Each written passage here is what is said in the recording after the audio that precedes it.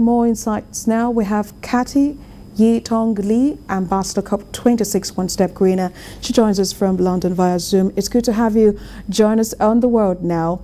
Well, 50 years ago, the world came together for the Stockholm Conference. It was the start of a global environmental movement. But the question is, how well have we fared in protecting our wildlife and ecosystem? Thank you so much for the question, and thanks for having me. Indeed, this is a critical year, both because we just completed the Paris Rulebook in Glasgow at COP26, and also because it's the 50th anniversary for Stockholm and also for UNEP. So indeed, many things are happening.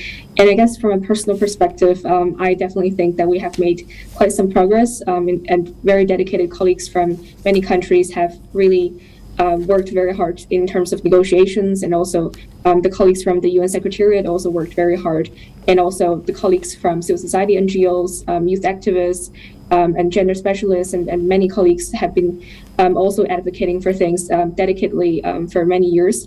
And I think perhaps one challenge would be in terms of how I think that's really where COP26 did an amazing job, is that the private sector raised the attention, the public also raised the attention. So I think the critical challenge ahead is to keep the momentum high, and also to ensure that the implementation will be strong, and also that the commitments made in Glasgow will turn into concrete actions.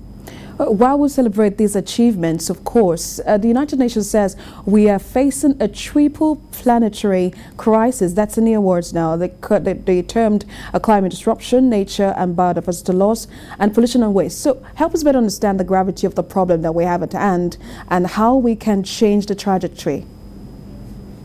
Yeah, I think personally, because I mainly follow UNFCCC, so looking more from a climate perspective, the challenge is obviously we're not on track of reaching the 1.5 degrees, although it's great to see many commitments in terms of private sector companies aligning with 1.5, but the challenges remain in terms of countries' nationally determined contributions the current nationally determined contributions do not get us to a world with 1.5 degrees, not even well below 2. And even if we get well below 2, it still means that so many people, especially in the global south, in small island states, in the most vulnerable countries, will still be largely affected by climate change, by disaster risk.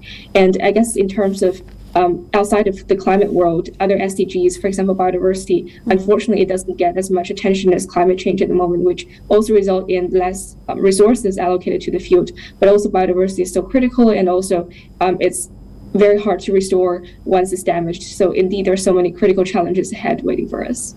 Very critical challenges. Of course, just like you said, that puts the Sustainable Development Goals in jeopardy. But what can we do, say like for an individual, what can you do to sustain this achievements that has been recorded so far in the last 50 years?